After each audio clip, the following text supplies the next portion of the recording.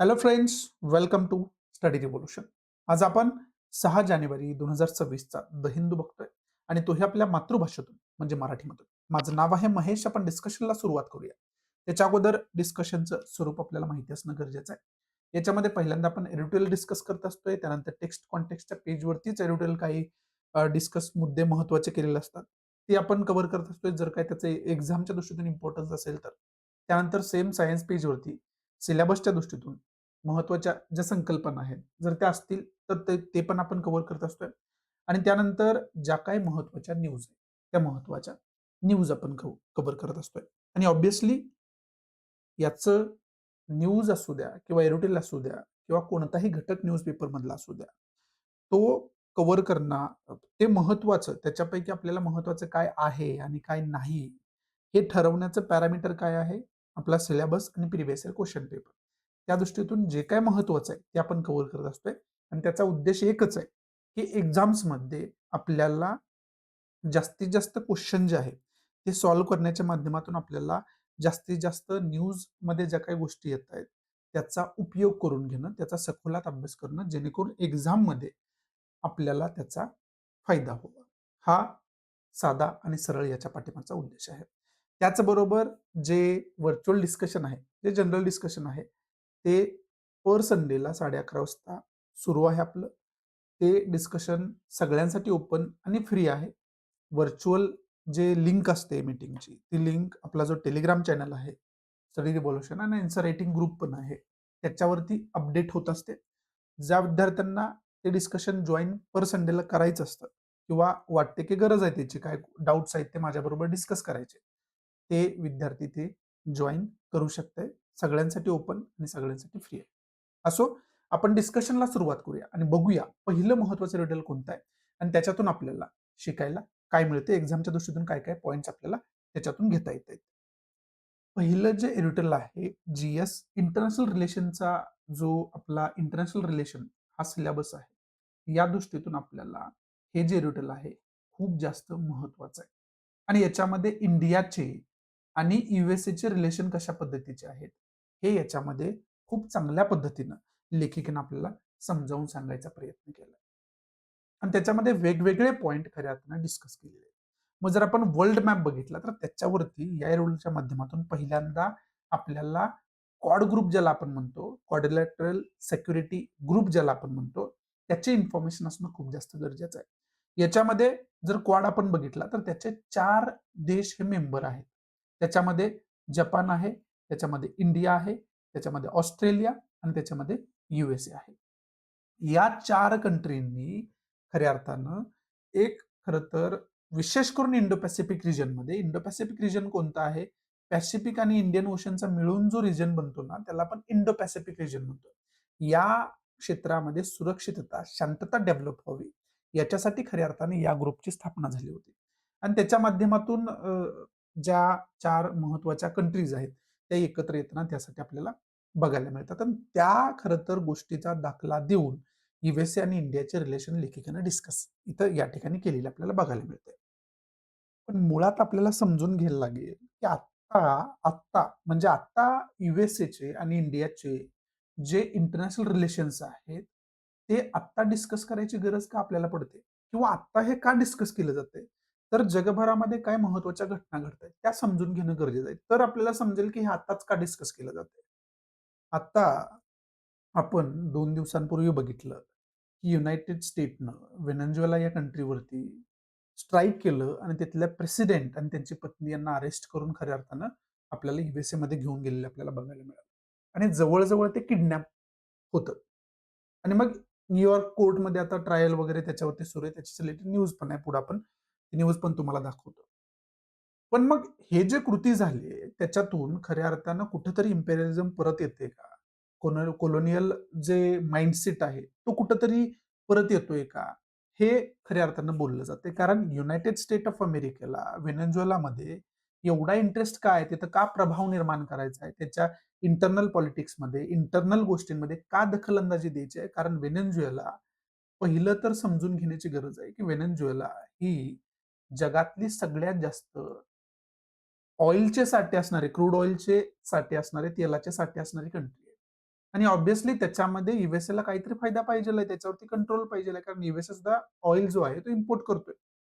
आणि याच्या अगोदर जे मादुरो सरकार आहे आणि त्यांच्या अगोदरच एक सरकार, ते जर सोडलं तर त्याच्या अगोदर जवळ-जवळ या तेलावरती युनायटेड स्टेट ऑफ अमेरिकेचा जवळ-जवळ मालकी हक्कच असल्यासारखं खरं तर ते त्याचा यूज करून घेत होते. पण त्याच्यानंतर ही जी परंपरा आहे ही तुटलेली आहे. आणि मग अमेरिका ही जी गोष्ट आहे ती पूर्ववत करण्यासाठी खऱ्या अर्थानं अशा पद्धतीची कृती करते. व्हेनेझुएला सारख्या छोट्या कंट्रीवरती दबाव आणण्याचा प्रयत्न करते. हा पहिला मुद्दा. आणि हे सगळं होत असताना विशेष करून युरोपियन युनियन असू द्या, युनायटेड नेशन असू द्या, मग तो युनायटेड नेशनचा चार्टर असू द्या, इंटरनॅशनल लॉ असू द्या वगैरे वगैरे, त्याचा काहीही उपयोग झालेला नाही या ठिकाणी आपल्याला बघायला मिळतं. आता येणाऱ्या काळामध्ये काय ते निर्णय घेतील वगैरे ते बघण्यासारखं असणार आहे. परंतु आतापर्यंत आपल्याला हे जे बघायला मिळालेलं आहे ते हेच आहे, की जे महत्वाचे घटक जगामधले होते त्यांनीच तर शांतता प्रस्थापित करणं गरजेचं होतं. कारण वर्ल्ड वॉर फर्स्ट मध्ये आणि वर्ल्ड वॉर सेकंड मध्ये, वर्ल्ड वॉर फर्स्ट जर आपण बघितलं आणि वर्ल्ड वॉर सेकंड जर आपण बघितलं तर त्याच्यातून जगाने एक धडा घेतला होता, की युद्ध हे जे आहे त्याच्यातून कुणाचंच भलं होणार नाही. त्याच्यानंतरच खऱ्या अर्थाने युनायटेड नेशनची स्थापना झाली होती. युनायटेड चार्टर खऱ्या अर्थानं साइन केला गेला होता. इंटरनॅशनल लॉ खरं तर फॉर्म करण्यात आले होते. मग इथं युएसएने हे काहीच न मानता अशा पद्धतीची कृती केलेली आहे. आता हे निकोलस मादुरो हे काय खूप आयडियल पर्सनॅलिटी नव्हती. ते तिथं हुकुमशाह काम करत होते. परंतु कुठल्याही दुसऱ्या कंट्रीला, एखाद्या कंट्रीच्या सार्वभौमत्वावरती अशा पद्धतीने अटॅक करणं हे परमिशन देत नाही international law. United nation charter ते परमिशन देत नाही. आणि तरी सुद्धा अमेरिकेनं अशा पद्धतीची कृती केली. हा पहिला मुद्दा. हा मुद्दा महत्वाचा आत्ता खरं तर गाजणार आहे. मग याच्यामध्ये युनायटेड नेशन जो आहे तो कशा पद्धतीनं खऱ्या अर्थानं आपलं वर्चस्व प्रस्थापित करण्यासाठी कुठल्या थराला जाऊ शकतो. हे एक एक्झाम्पल आपण या ठिकाणी आत्ता बघितलेलं आहे. आणि याच युनायटेड स्टेटनं ज्यावेळेस रशियानं युक्रेनवरती खरं तर आक्रमण केलं होतं आणि अजून सुद्धा युद्ध चालू आहे. त्याच्यामध्ये हे जे आहे तो कसा रशिया खरं तर युक्रेनवरती अन्याय करतोय, कशा पद्धतीनं स्वतःचं तिथं वर्चस्व निर्माण करण्यासाठी प्रयत्न करतोय. हे रशियाचं क्रिटिसिझम केलंय आणि याचे क्रिटिसिझम करूनच अमेरिका थांबलेलं नाहीये, तर रशियावरती वेगवेगळे सँक्शन्स लादण्यात आले होते. मग त्याच्यामध्ये रशियाचं विशेष करून रशिया जो आहे, तो सुद्धा क्रूड ऑइलचा एक्सपोर्टर आहे.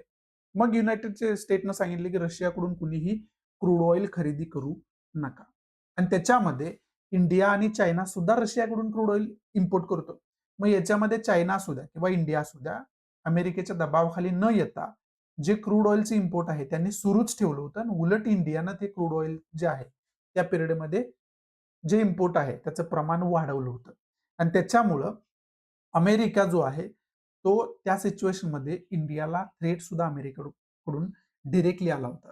म्हणजे काय, तर त्यांनी जनरल स्टेटमेंट काय दिलं होतं, की जर या सिच्युएशनमध्ये रशियासारख्या कंट्रीकडून अजून पण इम्पोर्ट करून त्यांच्या फिनान्शियल जी त्यांची इकॉनॉमी आहे त्यांना बूस्ट देण्याचा काही कंट्री प्रयत्न करत असतील, तर त्यांना सुद्धा फ्युचरमध्ये परिणाम भोगावे लागतील असं याच्यामध्ये सांगण्यात आलं होतं.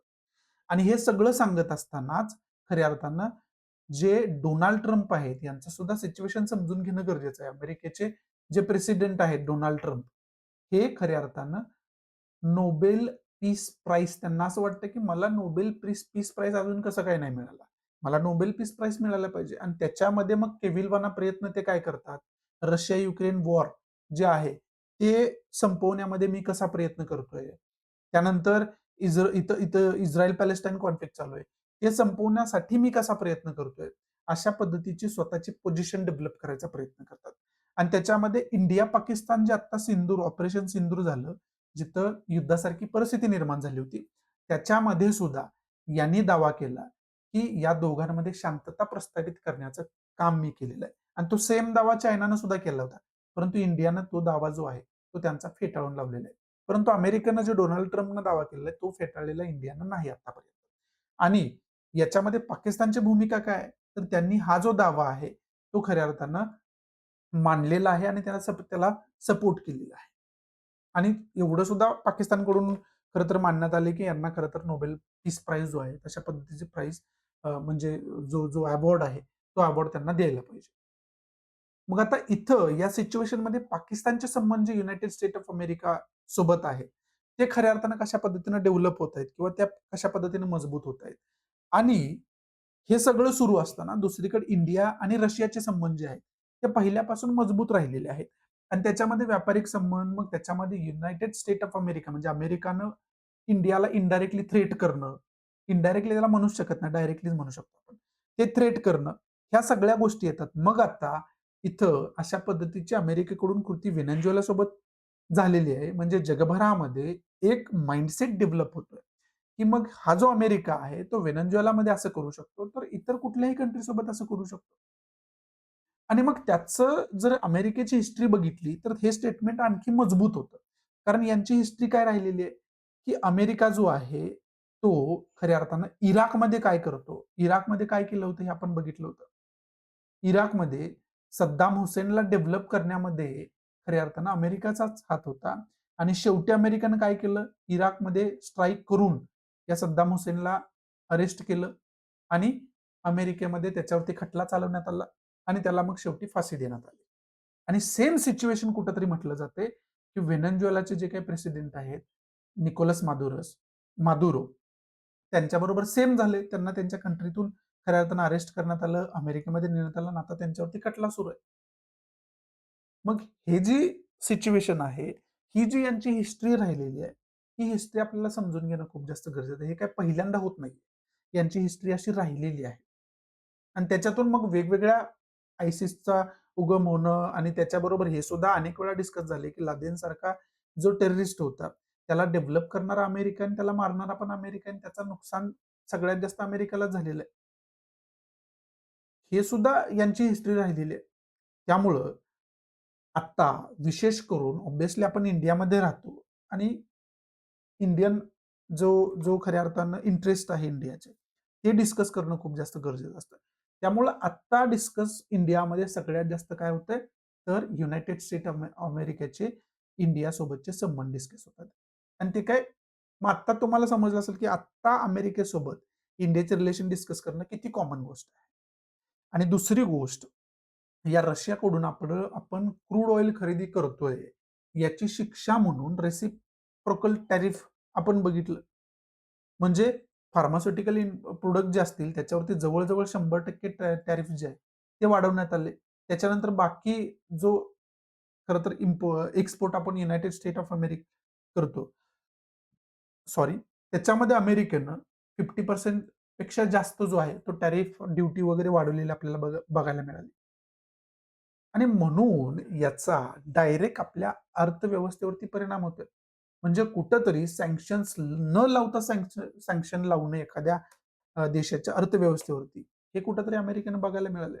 म्हणून अमेरिकेचा जी पोझिशन आहे, ती पोझिशन पाकिस्तान सोबत जवळीक साधत असताना इंडियासोबत कुठेतरी दुरावा निर्माण होतोय का?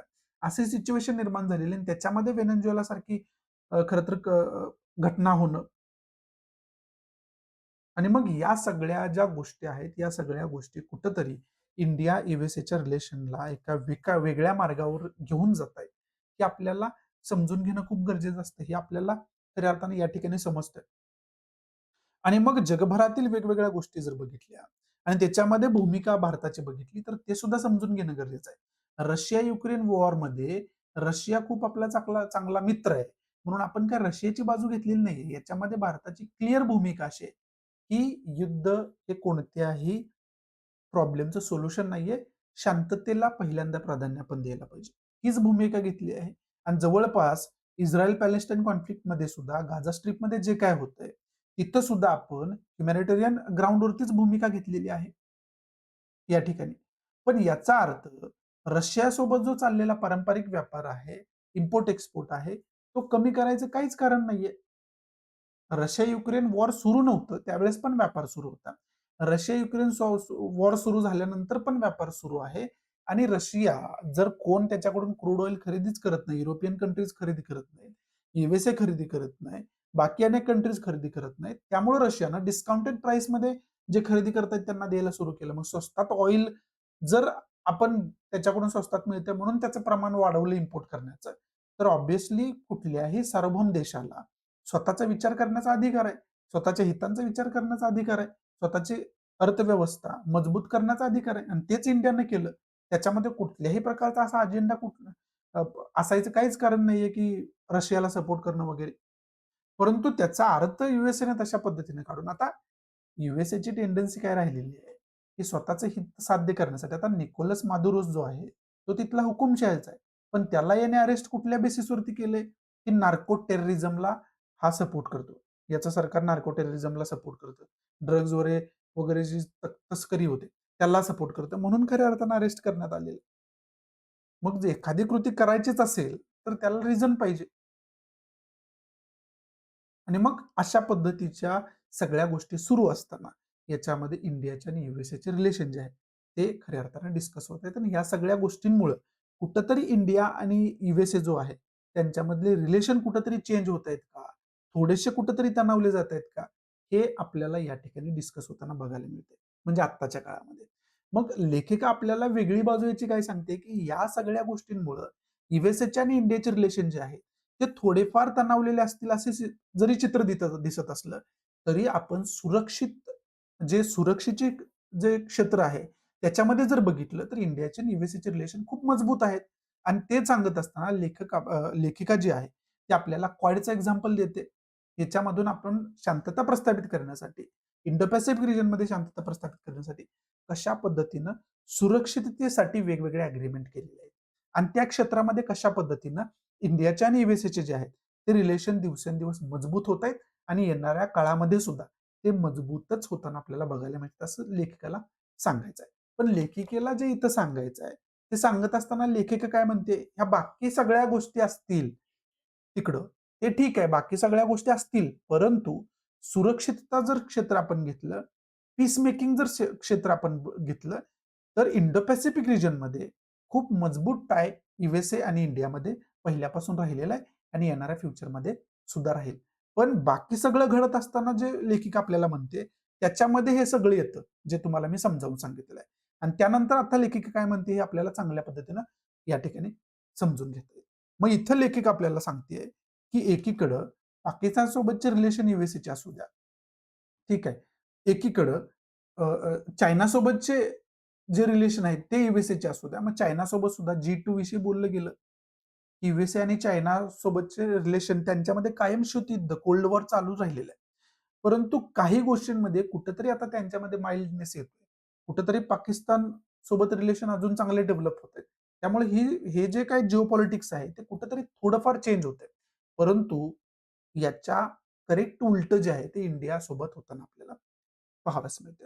मग हे सगळं असताना लेखिका सांगते की क्वाडमध्ये सुरक्षिततेचं जर आपण बघितलं तर क्वाडमध्ये खूप चांगल्या पद्धतीने आपण काम करतोय.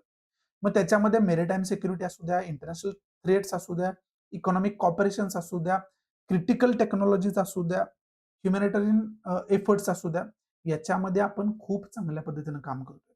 आता इथं इकॉनॉमिक कॉपरेशन जो मुद्दा आहे तो मुद्दा याच्यातून आपल्याला वगळावा लागेल. कारण का तर आत्ताच 2 महिन्यांपूर्वी आपल्याला काय बघायला मिळालं की वेगवेगळ्या पद्धतीचे टॅरिफ्स लावण्यात आले. मग हे कुठेतरी इकॉनॉमिक कॉपरेशन आपल्यामध्ये चांगल्या पद्धतीनं या पिरियडमध्ये झालेलं नाहीये हे सुद्धा आपल्याला मान्य करावं लागेल.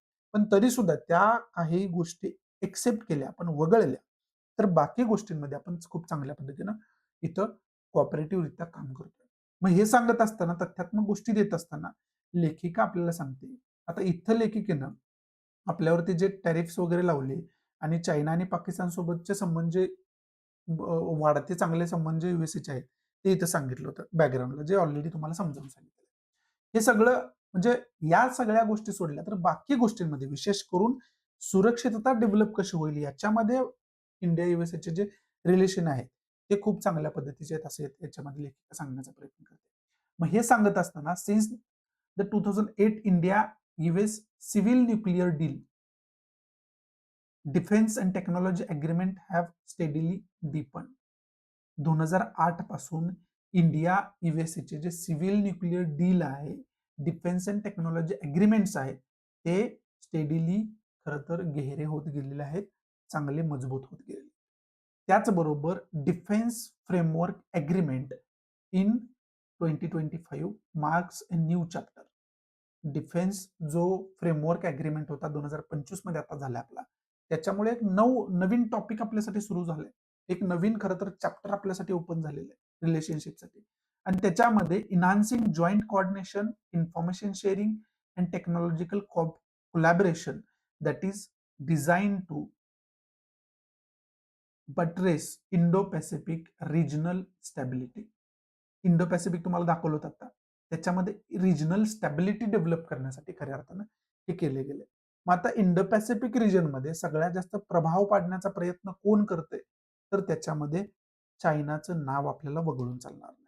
चायना इथं या ठिकाणी साऊथ चायना सी मध्ये स्वतःचं वर्चस्व डेव्हलप करतोय, बाकी कंट्रींचे अधिकार तिथं खरं तर मारतोय. त्याचबरोबर इंडो पॅसिफिक रिजनमध्ये वेगवेगळ्या पद्धतीने आपला प्रभाव कसा डेव्हलप होतो हे प्रयत्न करतोय. आणि त्याला काउंटर करण्यासाठी खऱ्या अर्थाने इंडिया आणि युएसए जो आहे ते वेगवेगळ्या ग्रुपच्या माध्यमातून, समिटच्या माध्यमातून एकत्र येऊन प्रयत्न करतात, हे आपल्याला या ठिकाणी बघायला मिळते. त्याचबरोबर रेग्युलर बायलॅटरल मिलिटरी एक्सरसाइज. आता ज्यावेळेस आपण सेक्युरिटीवरती काम करत असतो त्यावेळेस दोन कंट्रींच्या मिलिटरी किंवा फोर्सेस एकत्र येऊन काही सराव युद्धाभ्यास करत असतात. मग त्याच्यापैकी युद्धाभ्यास, वॉर प्रॅक्टिस जे आहे त्या वॉर प्रॅक्टिसेस आपल्याला या ठिकाणी दिलेल्या आहेत. मग इथं आपल्याला वेगळा पॉइंट पण काय मिळतोय की दोन्ही कंट्रीमध्ये कोणकोणत्या महत्वाच्या ज्या आहेत ते खऱ्या अर्थानं आपण मिलिटरी एक्सरसाइज केलेली आहे. त्या मिलिटरी एक्सरसाइजची नावं आणि त्याचं डेट जे आहे आणि त्याचं काय इम्पॉर्टन्स होतं याचा अभ्यास करून ठेवणं गरजेचं आहे. ते प्रिलियमच्या दृष्टीतून महत्वाचे असतात गोष्टी. त्याचबरोबर इथं जे इंडिया युएस न्यूक्लिअर डील होती ना, त्याच्यामध्ये डिफेन्स अँड टेक्नॉलॉजी अग्रीमेंट आपण खऱ्या अर्थानं साईन केलेला बघायला मिळतो. त्याचबरोबर 2023चं इथं दिलं India US defence acceleration ecosystem हा खरं तर अग्रीमेंट आपण साईन केला होता. त्याचबरोबर logistic exchange memorandum of agreement हा 2016 मध्ये आपण साईन केला होता. त्यानंतर communication compatibility and security agreement हा 2018 मध्ये साईन केला होता. Basic exchange and cooperation agreement 2020 मध्ये साईन केला होता आपण. Initiative on critical and emerging technology 2023 मध्ये अग्रीमेंट साईन केलं. To provide and promote logistical support, corporation and information sharing between two militaries. दोन मिलिटरीला लॉजिस्टिक सपोर्ट करायचं एकमेकांना, कॉपरेट त्याच्यामध्ये करायचं, इन्फॉर्मेशन शेअरिंग मध्ये कॉपरेशन करायचं आणि टेक्नॉलॉजी एन्हान्समेंटमध्ये टेक्नॉलॉजिकल जो सपोर्ट आहे तो सुद्धा खऱ्या अर्थाने एकमेकांना करायचा. असं याच्यामध्ये हे खरं तर कॉपरेशन वाढवण्यासाठी हे वेगवेगळे अग्रीमेंट साईन केले. आता लाईन टू लाईन तुम्हाला अग्रीमेंट टू अग्रीमेंट का सांगितलं तर हे सगळं प्रिलियमच्या दृष्टीतून आपल्यासाठी महत्वाचं असतं. त्यामुळे हे वेगळं तुम्हाला सांगायची गरज नाही की तुम्ही नोट डाऊन करून घ्यायला पाहिजे. ऑब्व्हियसली तुम्ही करतच असाल. सिक्युरिटी ऑफ सप्लाय अरेंजमेंट हा 2024 मध्ये आपण अग्रीमेंट केलेला आहे. राईट. असे वेगवेगळे जे अग्रीमेंट आहेत ते सुरक्षितता डेव्हलप करण्याच्या माध्यमातून या ठिकाणी केलेले आहेत. म्हणजे लेखिका असं म्हणते की बाकी गोष्टी ठीक आहेत, सगळ्या गोष्टी होत आहेत, पण त्याच्यामुळं युएसए सोबत पूर्णच आपले रिलेशन खराब होत आहेत किंवा तणावाचे होत आहेत असं आपण म्हणू शकत नाही. बाकी अशा अनेक फील्ड्स आहेत की ज्याच्यामध्ये युएसए आणि इंडिया खूप चांगल्या पद्धतीने एकत्र येऊन काम करते आणि त्याचा येणाऱ्या काळामध्ये आपल्याला फायदा सुद्धा होऊ शकतो असं लेखिका या ठिकाणी आपल्याला सांगायचा प्रयत्न करते. म्हणजे या खरं तर एरोटेलचा जर आपण एक कन्क्लुजन बघितलं तर ते कन्क्लुजन असं आहे की ठीक आहे, इम्प्रुव्हमेंटसाठी आपल्याला खूप काम करणं गरजेचं आहे, ते ठीक आहे. पण आतापर्यंत आपण युएसए सोबत खूप चांगले संबंध डेव्हलप केले किंवा दोन्ही कंट्रीनी खूप चांगले संबंध, सहकार्याचे संबंध डेव्हलप केलेले नाहीत असं नाही. अनेक गोष्टींमध्ये आपण खूप चांगल्या पद्धतीने एकत्र येऊन काम करतोय. खूप मजबूत संबंध त्याच्यामध्ये आपले आहेत. खूप मैत्रीपूर्ण संबंध त्याच्यामध्ये आहेत. हा, त्याला काही गोष्टी अपवाद आहेत, त्याच्यामध्ये आपल्याला काम करणं दोन्ही कंट्रीना गरजेचं आहे आणि येणाऱ्या काळामध्ये आपण करेल सुद्धा ते काम. मग ह्या दोन्ही बाजू ज्या आहेत त्या दोन्ही बाजू आपल्याला बघणं गरजेचं आहे. एका बाजूकडे बघून निगेटिव्ह किंवा पॉझिटिव्ह हे आपल्याला चालणार नाही. हे कन्क्लुजन या एरोटेलचं आपलं खरं तर असू शकतं. मग याच्या अंतर्गत आपल्याला अभ्यास कोणता करून ठेवायचा आहे? पहिलं तर युएसए आणि इंडियाचे जे काही संबंध आहेत ते संबंध आपल्याला चांगल्या पद्धतीनं अभ्यास करून ठेवायला लागतील. हा पहिला पॉईंट आहे. ठीक आहे. दुसरा पॉईंट या माध्यमातून आपल्याला काय अभ्यास करून ठेवायला लागेल की याच्यामध्ये खरं तर युएसए जे आहे त्याचे चायना सोबतचे संबंध याच्यामध्ये लेखकानं सांगायचा प्रयत्न केला. त्याचबरोबर पाकिस्तान सोबतच्या संबंधी या ठिकाणी लेखिकेनं सांगायचा प्रयत्न केला. मग आता इंडियाचे सुद्धा या खरं तर कंट्रींसोबतचे जे संबंध आहेत, ते संबंध चांगल्या पद्धतीने आपल्याला अभ्यास करून घ्यायचे आहेत. इंटरनॅशनल रिलेशनमध्ये आपल्याला सिलेबसचा पार्टच आहे की नेबरहूड कंट्रींसोबत इंडियाचे कशा पद्धतीचे रिलेशन ते आपल्याला चांगल्या पद्धतीने अभ्यास करून ठेवायचे. हा दुसरा पॉईंट याचा आपला असू शकतो. तिसरा पॉईंट काय की या ठिकाणी क्वाडचा उल्लेख आलाय आणि यावरती मी ऑलरेडी लेक्चर्स बनवलेलं आहे. जी आपली करंट बेस्ड इश्यू नावाची प्लेलिस्ट आहे, त्या प्लेलिस्टमध्ये तुम्हाला हे लेक्चर सापडेल. याची डिटेल इन्फॉर्मेशन तुम्हाला असायला पाहिजे आणि महत्वाचं म्हणजे काय की आयोगानं प्रिलियमला ह्याच्या अगोदर यावरती क्वेश्चन विचारलेला आहे. त्यामुळं आणि ऑब्व्हियसली ज्यावेळेस इंटरनॅशनल रिलेशनचा तुम्ही अभ्यास करता, सिलेबसचा अभ्यास करता, त्यावेळेस अशा मोठमोठे ग्रुप जे आहेत आणि ऑर्गनायझेशन जे इंटरनॅशनल लेवलला काम करतात, त्यांचा अभ्यास तुम्हाला करावाच लागतो आणि त्याच्यापैकी क्वाडचा अभ्यास तुम्हाला करावाच लागणार आहे. त्यामुळं आणि हे एरोटेलच मुळात महत्वाचा मुद्दा हे क्वाडवरतीच डिस्कस केलेला आहे. त्यामुळे त्याचा अभ्यास आपल्याला करावा लागेल. चौथा मुद्दा आहे, ज्यावेळेस तुम्ही इंटरनॅशनल रिलेशन्स डिस्कस करताना त्यावेळेस मॅपवरती काय काय घटक तुम्हाला काही घटक तुम्हाला चांगल्या पद्धतीने माहिती असणं गरजेचं आहे. ज्यावेळेस इंडिया युएसएचे रिलेशनशिप क्वाडचा अभ्यास आपण करतो त्यावेळेस तुम्हाला प्रकर्षानं इंडो पॅसिफिक रिजनची इन्फॉर्मेशन असायला पाहिजे. जगातला सगळ्यात जास्त व्यापार जो इंटरनॅशनल होतो ना तो या एरियामधून होतो. त्यामुळे ह्याचं एक वेगळं महत्व आहे. त्यामुळे त्याचा अभ्यास करणं गरजेचं आहे आणि याच्यावरती वेगळे लेक्चर ऑलरेडी बनवलेले जे तुम्हाला सापडेल आपली जी करंट बेस्ड इश्यू नावाची जी प्लेलिस्ट आहे त्या प्लेलिस्टमध्ये ते लेक्चर बघून ठेवा. त्याचबरोबर मग तिथले जे महत्वाचे जे एरिया आहेत ते महत्वाचे एरिया म्हणजे काय तर त्याच्यामध्ये साऊथ चायना सीचा अभ्यास करावा लागेल आणि त्याच्यामध्ये चायना कशा पद्धतीनं दादागिरी करण्याचा प्रयत्न करतो आणि त्याच्यामध्ये इंटरनॅशनल कोर्ट ऑफ जस्टिसनं सुद्धा इंटरव्हीन केलेलं आहे आणि चायनाला क्रिटिसाइज केलेलं आहे. त्यामुळे तो एक एरिया आपल्यासाठी खूप जास्त महत्वाचा या ठिकाणी ठरतो. त्याचा आपण अभ्यास करून ठेवणं गरजेचं आहे. आणि मग त्याच्यामध्ये एशियान वगैरे सगळ्या कंट्रीजचा ग्रुप जो आहे तो association of south east Asian nations ज्याला आपण म्हणतो त्या सगळ्या गोष्टींचा अभ्यास करणं त्याच्यामध्ये आलंच.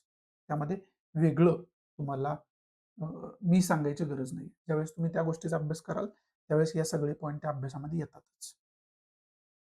मग या सगळ्या गोष्टी ज्या आहेत या सगळ्या गोष्टींचा अभ्यास करणं आणि सगळ्यात महत्वाचं म्हणजे जे ईव्हीएसए सोबत आपण वेगवेगळे जे अग्रीमेंट साईन केलेले त्या अग्रीमेंटचा तुम्हाला चांगल्या पद्धतीने अभ्यास करावा लागेल. ऍटलिस्ट या एरोटेलमध्ये जे काही दिलेले आहे त्याचा हे आपल्यासाठी प्रिलियमच्या दृष्टीतून खूप जास्त महत्वाचं असतं. त्यामुळे त्याचा डिटेल अभ्यास करणं आपल्यासाठी खूप जास्त गरजेचं आहे. एवढे सगळे पॉईंट जे आहेत ते सिलेबसच्या दृष्टीतून या एरोटेलमधून आपल्याला शिकायला मिळतात. त्याचा आपण डिटेलमध्ये अभ्यास करून ठेवायला पाहिजे. त्या दृष्टीतून हे एरोटेल आपल्यासाठी महत्वाचं आहे. बाकी याच्यामध्ये इम्पॉर्टंट असं काही नाहीये.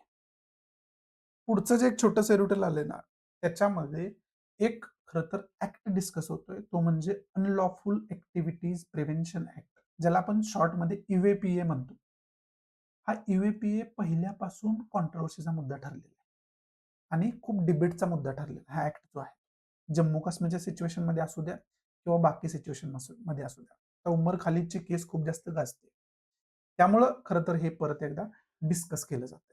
आता याच्यामध्ये लाईन टू लाईन काय दिलंय त्या उमर खालिदची केस काय वगैरे हे तुम्हाला बघायची गरज नाही. पण तुम्हाला सगळ्यात जास्त महत्वाची गोष्ट काय बघणार ईव्हीपीए जो ऍक्ट आहे त्याची इन्फॉर्मेशन काढून ठेवणं खूप जास्त गरजेचं आहे. हे प्रिलियमच्या दृष्टीतून आपल्यासाठी खूप जास्त महत्वाचं आहे. पुढे टेक्स्ट कॉन्टेक्स्ट पेजवरती एक खूप महत्वाचं बिल डिस्कस केलं जाते. याच्या अगोदर पण याच्याविषयी आपण बोललोय. शांती बिल हे कशाशी रिलेटेड आहे तर हे न्यूक्लिअर पॉवर प्लांट्स जे आहेत त्याच्याशी खऱ्या अर्थानं रिलेटेड आहे. आता न्यूक्लिअर सेक्टरमध्ये गव्हर्नमेंट ओन ज्या कंपनीज आहेत त्याच फक्त याच्या अगोदर काम करत होत्या. मग याच्यामध्ये जर आपण बघितलं तर याच्यामध्ये लेखकानं हे सांगितलेलं पण आहे की nuclear power corporation of India limited असं खऱ्या अर्थानं इंडियन 100% इंडियाचं खऱ्या अर्थानं गव्हर्नमेंटचं जे आहे ते खऱ्या अर्थानं त्याच्यामध्ये त्या न्यूक्लिअर पॉवर जनरेशनमध्ये खरं तर वर्चस्व होतं म्हणू शकतो आपण किंवा विशेष करून गव्हर्नमेंट खरं तर त्याच्यामध्ये मालकी हक्क असायचा कारण तो तेवढा सेन्सिटिव्ह विषय आहे. कारण न्यूक्लिअर एनर्जी पण बनवू शकतो आपण, न्यूक्लिअर खरं तर ॲटम बॉम्ब पण आपण बनवू शकतो. त्यामुळे ते खूप जास्त सेन्सिटिव्ह असल्यामुळे त्याच्यामध्ये गव्हर्नमेंट स्ट्रिक्ट रेग्युलेशन्स असणं खूप जास्त गरजेचं आहे आणि गव्हर्नमेंट बऱ्यापैकी ते ओन करणं खूप जास्त गरजेचं आहे. त्याचं खूप मोठं रिझन आहे. मग याच्यामध्ये एक नवीन खरं तर रूल वगैरे त्याच्यामध्ये आत्तापर्यंत असं चालत होतं. परंतु आता एक बिल आलं आणि त्याच्या माध्यमातून आता 49% मालकी हक्क असणाऱ्या कंपन्या म्हणजे प्रायव्हेट सेक्टरला त्याच्यामध्ये इन्व्हाइट खरं तर केलं जाते. म्हणजे त्या बिलच्या अंतर्गत खऱ्या अर्थानं प्रायव्हेट कंपन्या, फॉरेन कंपन्या याच्यामध्ये इन्व्हेस्ट करू शकणार आहेत. अशा पद्धतीच्या कंपन्या एस्टॅब्लिश करू शकणार आहेत. परंतु त्याच्यामध्ये 51% जो मालकी हक्क असणार आहे, तो म्हणजे पार्टनरशिप असणार आहे, ती गव्हर्नमेंटचीच असणार आहे. मग जर तसा विचार आपण केला, तर आता सुद्धा जी सिच्युएशन असणार आहे, त्याच्यामध्ये जे ओनरशिप असणार आहे, ती ऑब्व्हियसली जे पार्टनरशिप 50% पेक्षा जास्त ज्याची असेल, तर त्याचीच असणार आहे. आणि याच्यामध्ये हे कंपल्सरीच आहे, की गव्हर्नमेंटची 51% पेक्षा जास्त त्याच्यामध्ये पार्टनरशिप असेल. आणि प्रायव्हेट सेक्टर किंवा फॉरेन कंपन्याज वगैरे जे आहेत किंवा प्रायव्हेट कंपन्याज वगैरे प्रायव्हेट सेक्टर म्हणजे प्रायव्हेट कंपन्याज वगैरे जे आहेत, त्या 49% पर्यंत त्याच्यामध्ये खऱ्या अर्थानं मालकी हक्क ठेवू शकतात, असं त्याच्यामध्ये सांगितलं गेलंय. त्यामुळं कुठंतरी प्रायव्हेटायझेशन या गोष्टीचं होतंय आणि त्याच्यामुळं एक असे पण विरोधी पक्ष टीका करताना अनेक वेळा खऱ्या अर्थानं बघितले आपण, की अडाणी अंबानी सारख्या उद्योगपतींना सपोर्ट करण्याचं काम कुठंतरी गव्हर्नमेंट करते. असं अनेक सेक्टरमध्ये आपण आतापर्यंत जे क्रिटिसिझम आहे ते खरं तर अपोजिशन पार्टीचं आपण बघत आलेलो आहे. आणि त्यामुळे हे शांती बिल सुद्धा आहे ते खूप मोठ्या प्रमाणात क्रिटिसाइज होते. त्यामुळं या शांती बिल्सचा आपल्याला डिटेलमध्ये अभ्यास करावा लागेल. हे आपल्यासाठी प्रिलियमच्या दृष्टीतून आणि मेन्सच्या दृष्टीतून दोन्ही खरं तर दृष्टीतून आपल्यासाठी खूप जास्त महत्वाचं आहे. आणि इथं जर जिस्ट आपण याचा बघितला तर parliament has cleared the Shanti bill opening India state controlled nuclear power sector to private and foreign participations ending NPCIL's monopoly while retaining 51% government control over sensitive activities.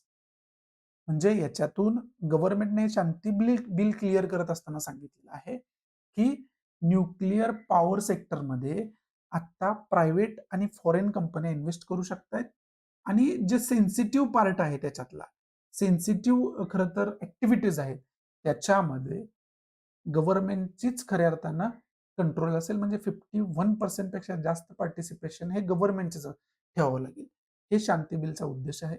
म्हणजे जी कुठेतरी स्टेट ओन मोनोपॉली होती ती monopoly याच्या अंतर्गत खऱ्या अर्थानं आपण म्हणू शकतो की मोडीस येणार आहे आणि प्रायव्हेट सेक्टर जे आहे ते त्याच्यामध्ये आता ऍक्टिव्हिटीज प्रायव्हेट सेक्टर करताना बघायला मिळणार आहे.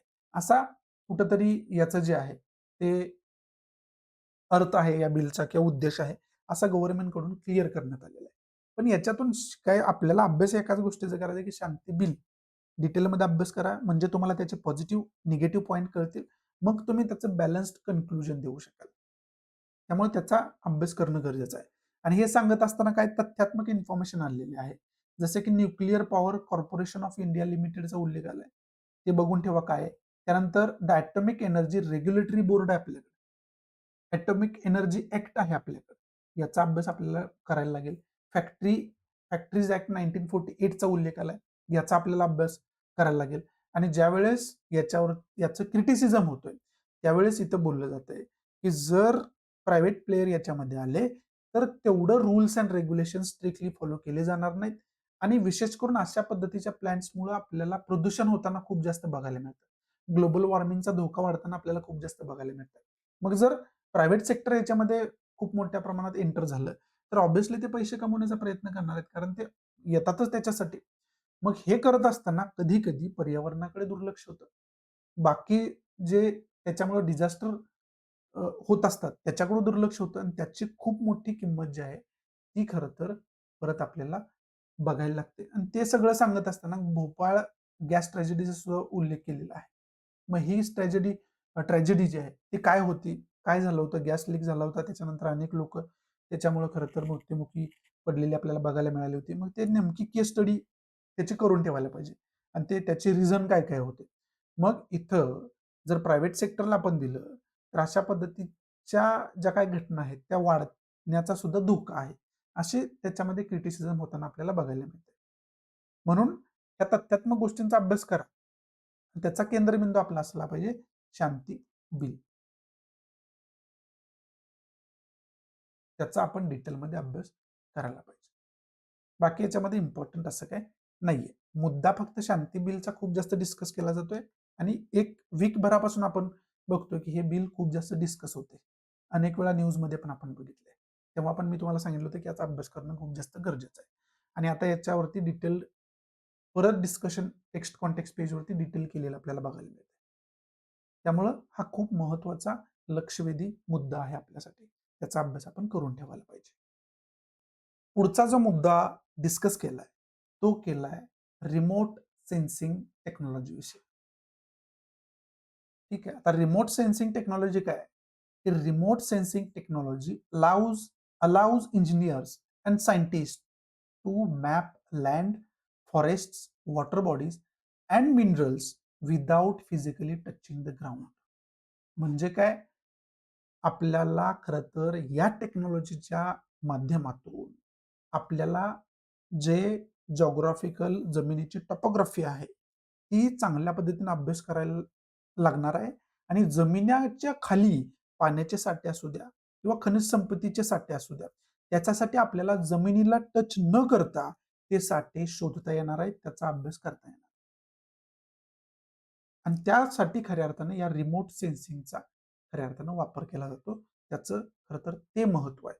हे म्हणजे म्हणून ही रिमोट सेन्सिंग टेक्नॉलॉजी आहे ना आत्ताच हा मुद्दा डिस्कस करण्याचं रिझन पण आहे ना, कारण आरवली हिल्स विषयी आपण डिस्कस करत होतो. तो मुद्दा सुप्रीम कोर्टात गेला, वेगवेगळ्या पद्धतीने प्रोटेस्ट आपल्याला बघायला मिळाले. मग सुप्रीम कोर्टाने त्याच्यावरती स्टे आणला. त्याच्यामुळे आरवली अनेक वेळा आपण डिस्कस केलेला आहे. आता सुद्धा याच्यामध्ये खरं तर आरवलीवरती न्यूज आलेली आहे. परत एकदा रिव्हिजन म्हणून आपण ते घेणारच आहोत.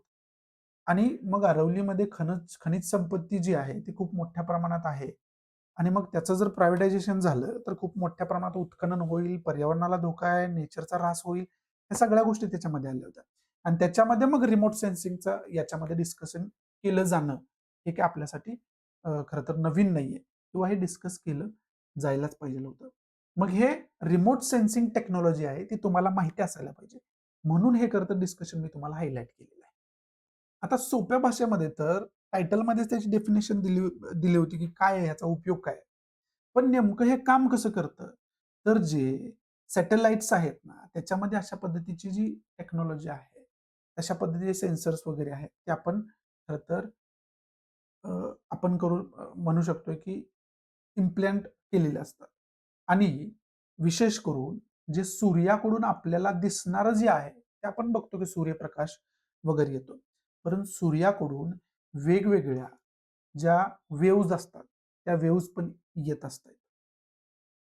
वेगवेगळे बाकी जे किरण आहेत, ते पण येत असतात. इन्फ्रारेड जे रेज वगैरे आहेत, ते आपण म्हणतो.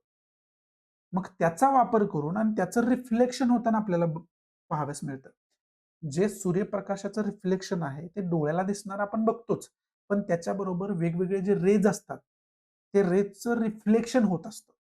मग त्याचं रिफ्लेक्शन जे आहे, ते ग्राउंडवर पडल्यानंतर समजा एखाद्या दगडावरती ते सूर्याचं जे रेज आहेत ते पडतायत. तर त्याच्यातून होणारं जे रिफ्लेक्शन आहे, ते वेगळं असतंय. पाण्यावर पडत असतील, तर त्याच्यातून होणारं जे रिफ्लेक्शन आहे, ते वेगळंच असतंय. म्हणजे डिपेंड करते, की हे रेज जे आहे, ते कुठं खरं तर पडतायत. आणि हे जे रिफ्लेक्शन आहे, हे वेगवेगळं रिफ्लेक्शन आहे. आणि त्याच्या माध्यमातून आपल्याला समजतं, की मग इथं दगड आहे, इथं पाणी आहे, की इथं मग दुसरं काहीतरी आहे. आणि त्या माध्यमातून आणि याच्या खरं तर साठी खरं तर कुठलाही हर्डल नाहीये. म्हणजे हे जे किरणांचा अभ्यास करून जमिनीच्या खाली काय आहे याचा सुद्धा आपण चांगल्या पद्धतीनं शोध लावू शकतोय किंवा ते सुद्धा आपण फाइंड करू शकतोय. मग सोप्या खरं तर बायजूसने इथं एक इमेज मध्येच हे क्लिअर करून आपल्याला दिलंय, की सूर्यकिरण जे आहे ते पृथ्वीवर पडतात आणि त्याची जे म्हणजे वेगवेगळे रेज सूर्याकडून येणारे जे आहेत ते पृथ्वीवर पडतात. त्याचं रिफ्लेक्शन जे आहे त्याचा अभ्यास खऱ्या अर्थानं सॅटेलाइट च्या माध्यमातून होतं. त्याचं जे आहे प्रोसेसिंग स्टेशन आहे, तिथं खऱ्या अर्थाने त्याचा अभ्यास केला जातो व्यवस्थितरित्या. त्याचं ॲनालिसिस होतं आणि मग त्याचं ॲप्लिकेशन होताना आपल्याला बघायला मिळतं. म्हणजे काय, की कुठं कोणकोणत्या पद्धतीची खनिज संपत्ती आहे, कुठं खरं तर वॉटर बॉडी आहे जमिनीखाली, कुठं खरं तर नाहीये, ह्या सगळ्या गोष्टी आपल्याला त्या ठिकाणी समजू शकतात किंवा समजतात त्याच्या माध्यमातून. त्यामुळं हे रिमोट सेन्सिंग टेक्नॉलॉजी जी आहे, ती किती महत्त्वाची आहे आणि त्याचा कशा पद्धतीने वापर होतो, हे आपल्याला समजून घेणं गरजेचं होतं. ते मी या इमेजच्या माध्यमातून तुम्हाला समजावून सांगायचा खऱ्या अर्थाने प्रयत्न केला आहे. मग हे सूर्याकडून येणारे जे किरण आहेत आणि त्याचं मग जे रिफ्लेक्शन आहे, ते सॅटेलाइटच्या माध्यमातून कशा पद्धतीने इथं जातं. मग इथं फॉरेस्ट, वॉटर, ग्रास, बेर सोईल आहे, पेव्हड रोड आहे, बिल्ट अप एरिया आहे. ह्या सगळ्या गोष्टींकडून होणारं जे रिफ्लेक्शन आहे, ते वेगवेगळं आहे आणि त्या रिफ्लेक्शनच्या माध्यमातून आपण वेगवेगळ्या गोष्टींचा अभ्यास चांगल्या पद्धतीने करू शकतो. त्याची खरं तर इन्फॉर्मेशन आपल्याकडे जमिनीला न टच करता चांगल्या पद्धतीने आपण काढू शकतो. आणि हे खूप खरं तर टेक्नॉलॉजी मध्ये ॲडव्हान्समेंट जी आहे ती खरं तर आपण केलेली आहे आणि हे ऑब्व्हियसली हे एक्झिस्ट करतं. पण आता हे डिस्कशनमध्ये आहे. त्याच्यामुळे आपल्याला याचा वेगळा अभ्यास करून ठेवायला लागेल. हे विशेष करून प्रिलियमसाठी आपल्यासाठी खूप जास्त महत्त्वाचं आहे. त्या दृष्टीतून याचा आपण या टेक्नॉलॉजीचा, या कॉन्सेप्टचा आपण अभ्यास करून ठेवायला पाहिजे. हे काही नवीन नाहीये, पण आता न्यूजमध्ये त्यामुळे त्याचा आपण अभ्यास करणं गरजेचं आहे. इथून पुढं ज्या काही महत्त्वाच्या न्यूज आहेत, त्या महत्त्वाच्या न्यूज सुरू होत आहेत आणि पहिलीच न्यूज जी आहे, ती अमेरिकन प्रेसिडेंट डोनाल्ड ट्रम्प यांच्याशी रिलेटेड आहे.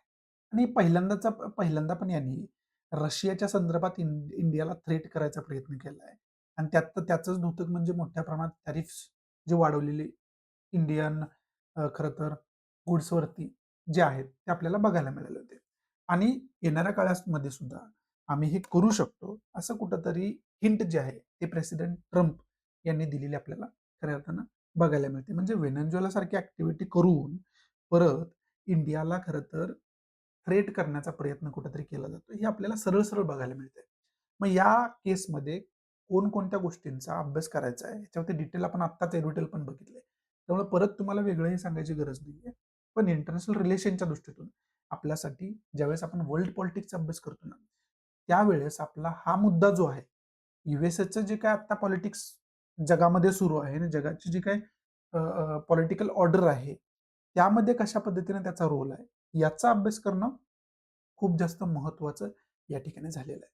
आणि तशा पद्धतीने आपण अभ्यास करायला पाहिजे. हे गेल्या वीकपासून आपण डिस्कस करतोय रोज जवळ-जवळ आणि त्या पद्धतीने आपण चांगल्या पद्धतीने त्याचा अभ्यास करून ठेवायला पाहिजे. पुढची न्यूज आहे ती ई-पी-एफ-ओशी रिलेटेड आहे, एम्प्लॉयी प्रॉव्हिडंट फंडशी रिलेटेड आहे. आणि हा जो मुद्दा आहे याच्यावरती एक एरुडेल पण आलं होतं आणि वेगवेगळ्या न्यूजच्या माध्यमातून हा ई-पी-एफ-ओ खूप जास्त डिस्कस केला जातोय. त्यामुळं याची इन्फॉर्मेशन काढून ठेवा. याच्याशी रिलेटेड कोणता ॲक्ट आहे का? कोणती बॉडी आहे? ती खरं तर कसं काम करते? त्याची रचना कशा पद्धतीची असते? याची फक्त बेसिक इन्फॉर्मेशन काढून ठेवणं गरजेचं आहे. कारण हे प्रिलियमच्या माध्यमातून आपल्यासाठी खूप जास्त गरजेचं आहे. याचा अभ्यास करणं. पुढची न्यूज आहे व्हेनेझुएला प्रेसिडेंट निकोलस मादुरो आणि त्यांची वाईफ जी आहे त्यांना खरं तर न्यूयॉर्क कोर्टमध्ये प्रेझेंट करण्यात आलं आणि त्याच्यामध्ये त्यांनी सांगितलं की मी गिल्टी नाहीये. मी खरं तर त्यांना हेच म्हणायचं होतं की मी काही गुन्हेगार नाहीये. मी एका देशाचा एक्झिस्टिंग प्रेसिडेंट आहे आणि मला माझ्या देशातून किडनॅप करण्यात आलेलं आहे युएसए कडून. हे न्यूयॉर्क कोर्टमध्ये त्यांनी जे आहे ते सांगितलेलं आपल्याला बघायला मिळतंय. मग याच्यामध्ये या सिच्युएशनमध्ये एक गोष्ट आपल्याला बघणं गरजेचं आहे, की यूएसएची कोण क्रिटिसिझम करतंय की नाही करतंय? तर या मॅपमध्ये आपल्याला बघायला मिळतंय, की ज्या रेडमध्ये दिलेल्या कंट्रीज आहेत, रेडमध्ये जो भाग दिलेला आहे, तो खऱ्या अर्थानं विशेष करून जो आहे, तो यूएसएचा खरं तर कंडेम म्हणजे यूएसएला खऱ्या अर्थानं कंडेम करताना या सिच्युएशनमध्ये बघायला मिळतं. आणि मग याच्यामध्ये बऱ्यापैकी युरोपियन युनियन जो आपल्याला बघायला मिळतोय, तो खऱ्या अर्थानं चूप बसलेला, एकदम शांत बसलेला या ठिकाणी आपल्याला बघायला मिळतोय. आणि याच्यामध्ये जर स्ट्रॉंगली जर सपोर्टर म्हटलं, तर याच्यामध्ये खऱ्या अर्थानं ज्या ग्रीनमध्ये दिलेल्या कंट्रीज आहेत त्या खरं तर युएसएला सपोर्ट करताना या ठिकाणी पाहायला मिळतंय. म्हणजे हे सुद्धा वर्ल्ड डिवाइड जे आहे ना ते आपल्याला माहिती असणं खूप जास्त गरजेचं आहे. आणि इथं सगळ्यात आश्चर्याची गोष्ट म्हणजे काय, की युक्रेन सारखी जी कंट्री आहे तिला सुद्धा मजबुरीनं युएसएला सपोर्ट करायला लागते, कारण ती स्वतः विक्टिम आहे. आणि त्याच्यामध्ये आणि विशेष करून यांची आयडिओलॉजी हीच असते की डिक्टेटरला कधीही सपोर्ट करायला नाही पाहिजे. आणि इथं व्हेनेझुएलामध्ये सिच्युएशन काय आहे, निकोलस मादुरोस हे जवळजवळ डिक्टेटर्स होते. बाकी पार्टींना जवळजवळ त्यांनी बॅनच केले होते त्यांच्यामध्ये. आणि म्हणून आम्ही युएसएला सपोर्ट करतोय हा युक्तिवाद त्यांच्याकडून येणं हे काय नवीन नाही. कारण इकडे पुतीनला ते अपोज का करतायत, तर तो डिक्टेटर आहे तिथला, असं ते म्हणतात की तो डिक्टेटर आहे, म्हणून अशा पद्धतीची ऍक्टिव्हिटीज आमच्याबरोबर हिटलर सारखे करतोय. आणि इथं या केसमध्ये मग निकोलस मादुरो जो आहे त्याला हे डिक्टेटर म्हणून युएसएला सपोर्ट करणार. परंतु रियालिटी अशीच आहे की नाटो म्हणून युएसए तिथं युक्रेनला सपोर्ट करते. जर युक्रेनने या सिच्युएशनमध्ये युएसएला सपोर्ट नाही केलं तर मग त्यांची अवस्था काय होईल हे तुम्हाला वेगळं सांगायची गरज नाही. पुढची न्यूज जी आहे ती आपल्याला प्रिलियमच्या दृष्टीतून महत्वाची आहे. आता एका नवीन शिपचं जग खऱ्या अर्थानं लोकार्पण करण्यात या ठिकाणी गेलेलं आहे. त्याचं नाव आहे समुद्र प्रताप शिप. आणि ही खरं तर कोस्ट गार्ड शिप असणार आहे आणि विशेष करून पोल्युशन कंट्रोल वेसल्स म्हणून खऱ्या अर्थानं काम करताना आपल्याला या ठिकाणी बघायला मिळतं. मग हे समुद्र प्रताप जे शिप आहे त्याची इन्फॉर्मेशन काढून ठेवा. प्रिलियमच्या दृष्टीतून असे मुद्दे आपल्यासाठी महत्वाचे असतात. पुन्हा एकदा पुढच्या न्यूजमध्ये आपल्याला बघायला मिळते की अरवली हिल्स जे आहे ते अरवली हिल्स पुन्हा एकदा न्यूजमध्ये आलेले आपल्याला बघायला मिळते. मग हे न्यूजमध्ये कुठल्या कारणाने वगैरे अनेक वेळा आपण डिस्कस केलेले. याची बेसिक इन्फॉर्मेशन कायम आपण अभ्यास करून ठेवायला पाहिजे. याचा पॉलिटिकल मॅप बघून ठेवायला पाहिजे. त्याचबरोबर याची जी काही बेसिक इन्फॉर्मेशन आहे ती बेसिक इन्फॉर्मेशन जी की आपण लाईन टू लाईन अनेक वेळा सेम इमेज तुम्हाला दाखवून मी समजावून सांगितलं आहे. त्याची त्या नोट्स बनवल्या असेल तर त्याची रिव्हिजन करत राहणं हे खूप जास्त आपल्यासाठी गरजेचं आहे. त्याचा अभ्यास करून ठेवायला पाहिजे. हे प्रिलियमच्या दृष्टीतून महत्वाचा मुद्दा आहे. ज्यावेळेस तुम्ही फिजिकल जॉग्राफीचा अभ्यास करताना त्यावेळेस तुम्हाला हा अभ्यास करायचाच आहे. त्यामुळे आता न्यूज मधला पार्ट आहे म्हणजे सिलेबस मधला तो पार्ट आपल्यासाठी महत्वाचा झाला. त्याचा चांगल्या पद्धतीनं जेवढा आपल्याला अभ्यास करता येईल तेवढा आपण अभ्यास करून ठेवायला पाहिजे. पुढचे न्यूज जे अदानी समूहाशी रिलेटेड आहे त्याच्याशी आपल्याला काही घेणं देणं नाहीये, परंतु स्पेशल इकॉनॉमिक झोनचा या ठिकाणी उल्लेख आलेला आहे. मग ही स्पेशल इकॉनॉमिक झोन जी संकल्पना आहे ही संकल्पना चांगल्या पद्धतीने अभ्यास आपण करून ठेवायला पाहिजे. त्याच्यासाठी ही न्यूज खरं तर मी इथं तुम्हाला दाखवण्याचा प्रयत्न केलेला आहे. हे इकॉनॉमीच्या दृष्टीतून खूप महत्वाची संकल्पना आहे. प्रिलियमच्या दृष्टीतून खूप महत्वाची संकल्पना आहे, म्हणून त्याचा अभ्यास करून ठेवणं गरजेचं आहे. आणि पुढं एक कार्टून जे आहे ते आत्ता जे व्हेनेझुएला सोबत ऍक्टिव्हिटी झाली ना त्या खरं तर साठी हे कार्टून काढले गेले आणि खूप खरं तर हे कार्टून जे आहे ते खूप काही आपल्याला सांगून जातं. म्हणजे व्हेनेझुएला मधला ऑइल साठावरती कब्जा करण्यासाठी स्वतःच्या अर्थव्यवस्थेला फायदा करून घेण्यासाठी खऱ्या अर्थानं ही ऍक्टिव्हिटी केली जाते. हे काही लपून राहिलेलं नाहीये. आणि ते मग खऱ्या अर्थानं युएसएची ज्योत पेटवत राहण्यासाठी खऱ्या अर्थानं ते ऑइल कसं तिथं ओतलं जाते आणि हे ऑइल कुठलं आहे हे आपल्याला वेगळं सांगायची गरज नाहीये. त्यामुळं हे कार्टून जे आहे ते एडिटोरियलपेक्षा खूप जास्त इन्फॉर्मेशन देऊन जातं आपल्याला याच्यात. त्यामुळे हे दाखवायचा तुम्हाला प्रयत्न केला जेणेकरून जे काही घडामोडी चाललेल्या आहेत ते इमेज पण तुमच्या माइंडमध्ये क्रिएट व्हावी. पुढची न्यूज आहे युनायटेड नेशनचे जे चीफ आहेत, जनरल सेक्रेटरी जनरल आहेत अँटोनिओ गुटेरेस यांनी हे सांगितलेलं आहे की आपण एकमेकांच्या देशांचं जे काय टेरिटोरियल इंटिग्रिटी आहे त्याचा रिस्पेक्ट करणं खूप जास्त गरजेचं आहे असं त्यांच्याकडून सांगण्यात आलं. परंतु युनायटेड नेशनकडून अजून अशी काही ठोस पावलं उचलली गेलेली नाहीत युएसए आणि व्हेनेझुएलाच्या केसमध्ये. आणि याच्यामध्ये युनायटेड नेशन जनरल असेंब्ली असू द्या, युनायटेड नेशन चार्टर असू द्या, इंटरनॅशनल लॉ असू द्या, या सगळ्या गोष्टींचा आपल्याला अभ्यास करायचाच आहे. ते ऑलरेडी मी तुम्हाला सांगितलेलं आहे. इथं खऱ्या अर्थानं आजचा द हिंदू जो आहे तो मी समाप्त करतोय. अशाही चांगल्या पद्धतीने आजचा द हिंदू मी तुम्हाला समजावून सांगू शकलो असेल. आवडत असेल तर प्लीज लाईक करा, नसेल तर डिसलाईक करा. डिसलाईक का केलं हे कमेंट बॉक्समध्ये नक्की सांगा. आणि ज्या विद्यार्थ्यांना आन्सर रायटिंग सुरू करायचे आहे त्याच्यामध्ये प्रोग्रेस करायचे आहे त्यांच्यासाठी ओपन आणि फ्री प्लॅटफॉर्म आहे टेलिग्राम चॅनल. डिस्क्रिप्शन बॉक्समध्ये लिंक दिले, तो टेलिग्राम चॅनल जॉईन करा. त्याच्यामध्ये जे द हिंदूमध्ये आपण डेली डिस्कस करतो त्याच्यावरतीच मी क्वेश्चन फ्रेम करून तिथे पोस्ट करत असतोय. त्याच्यावरती तुम्ही आन्सर राईट करून PDF फॉर्म मध्ये मला सेंड करू शकताय. त्याच्यावरती मी स्वतः तुम्हाला फीडबॅक देतोय. आणि ते सगळ्यांसाठी ओपन आणि फ्री आहे. सो या ठिकाणी तुमची रजा घेतो. रिक्वेस्ट एवढीच आहे की जास्तीत जास्त विद्यार्थ्यांना शेअर करा. तुम्ही शेअर केलं तरच मी त्यांच्यापर्यंत पोहोचू शकतोय. त्यामुळे प्लीज जास्तीत जास्त विद्यार्थ्यांना शेअर करा. सो या ठिकाणी तुमची रजा घेतो. भेटू आपण अशाच इंटरेस्टिंग नवनवीन लेक्चरमध्ये. तोपर्यंत thanks for watching. Good bye. Take care. जय हिंद.